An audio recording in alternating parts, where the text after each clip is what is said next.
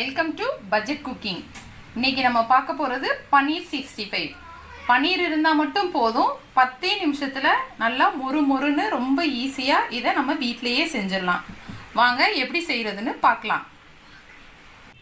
பன்னீர் 65 பண்ணுறதுக்காக ஒரு 400 கிராம் அளவுக்கு பன்னீர் எடுத்து மீடியம் சைஸாக க்யூபாக வெட்டி எடுத்து வச்சுருக்கேன். அதை நம்ம பவுலில் சேர்த்துக்கலாம். இப்போ இந்த பன்னீரில் கொஞ்சமாக மஞ்சள் தூள், கொஞ்சம் உப்பு, ஒரு ½ லெமன் கொட்டை இல்லாமல் எடுத்துட்டு நல்லா புளிஞ்சு விட்டுக்கலாம். இதை நம்ம அப்படியே கொஞ்சம் கலந்துக்கலாம். சாஃப்டாக கலந்து விட்டுக்கலாம், எல்லா இடத்துலையும் படுற மாதிரி. இப்போ ஒரு 5 மினிட்ஸ் ஆயிடுச்சு. நம்ம இதில் கொஞ்சம் கடலை மாவு ஒரு 3 ஸ்பூன், கார்ன்ஃப்ளவர் மாவு ஒரு 3 ஸ்பூன், அரிசி மாவு ஒரு 3 ஸ்பூன், மூணுமே ஈக்குவலான அளவு போட்டிருக்கோம். தனி மிளகா பொடி ஒரு ஸ்பூன் போட்டிருக்கேன். கலந்துட்டு நமக்கு வேணும்னா இன்னும் கொஞ்சம் சேர்த்துக்கலாம். இஞ்சி பூண்டை தட்டி எடுத்து வச்சிருக்கேன் ஒரு ஸ்பூன் அளவுக்கு.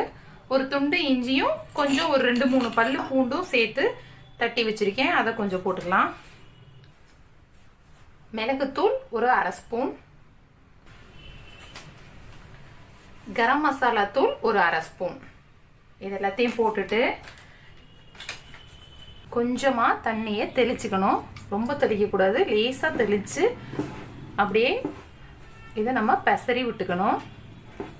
ரொம்ப தொளிச்சு பேஸ்ட் மாதிரி ஆயிடுச்சுன்னா நமக்கு பஜ்ஜி மாதிரி வந்துடும். அப்படி வரக்கூடாது. அந்த லெமன் ஜூஸும் சால்ட்டும் போட்டு நம்ம ஊற வச்சதுலேயே கொஞ்சம் தண்ணி விட்டுருக்கோம். நம்ம வேணும்னா ஃபுட் கலர் கொஞ்சம் போட்டுக்கலாம். அது நல்லா அழகாக கலராக காமிக்கும். அது ஆப்ஷனல் தான். நமக்கு மிளகா பொடியே நல்ல கலர் கொடுக்கும். நான் வெறும் மிளகாத்தூள் போட்டிருக்கேன். இதே இது இந்த காஷ்மீரி சில்லி பவுடர் போட்டோம்னா நல்லா ரெட்டிஷாகவும் இருக்கும், உரப்பு இல்லாமலும் இருக்கும். அதுவும் நீங்கள் போட்டுக்கோங்க. லேசாக தெளித்து மட்டும் பண்ணணும். பன்னீர் உடஞ்சிராம கவனமாக சாஃப்டாக பண்ணுங்க. இது மாவெல்லாம் கோட் பண்ணி நம்ம கொஞ்சம் நேரம் ஊற வைக்கணும் அந்த மாதிரி அவசியமே இல்லை. இதை போடும்போதே நம்ம எண்ணெயை காய வச்சுட்டு போட்டோம்னா அப்படியே பொரிச்சு எடுத்துக்கலாம். நல்லா மொறுப்பாக சூப்பராக இருக்கும். ரொம்ப ஈஸியான ஒரு ரெசிபி இது.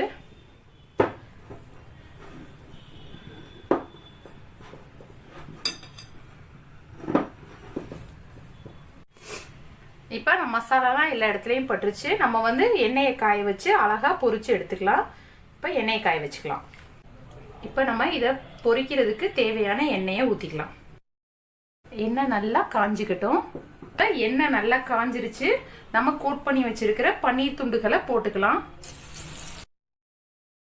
ரொம்ப காரம் இல்லாமல் இருந்தால் இது சாப்பிட்றதுக்கு நல்ல டேஸ்டாக இருக்கும். அதனால காரம் ரொம்ப இல்லாமல் பார்த்துக்கணும். இது பொரிஞ்சிட்டு இருக்கும் போதே இது கூட நம்ம கொஞ்சம் கருவேப்பிலையை போட்டுக்கலாம். 2 துண்டு பச்சை மிளகா கீரி வச்சிருக்கேன். முழுசா போட்டோம்னா டப்புன்னு வெடிச்சிரும். அதனால கீரின மிளகா போட்டுக்கிறேன். அது எண்ணெயில பொரியும் போது ரொம்ப டேஸ்டா இருக்கும். அந்த ஃப்ளேவரும் அந்த பன்னீருக்கு கிடைக்கும். கொஞ்சம் மிதமான தீயா வச்சுக்கணும், வேணா டக்குன்னு கறிய ஆரம்பிச்சிரும்.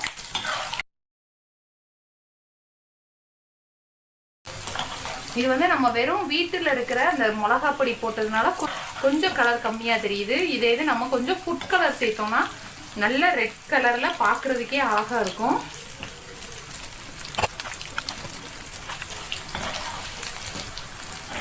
இந்த கருவேப்பிலையெல்லாம் நல்லா மொறுன்னு பொரிஞ்சிருச்சு.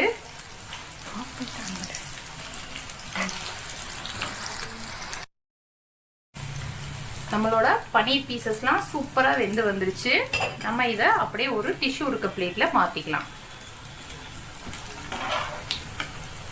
ரொம்ப அருமையான ஒரு ஸ்டார்டர் நம்ம வீட்டிலேயே சூப்பராக ரொம்ப ஈஸியாக ரெடி பண்ணிடலாம்.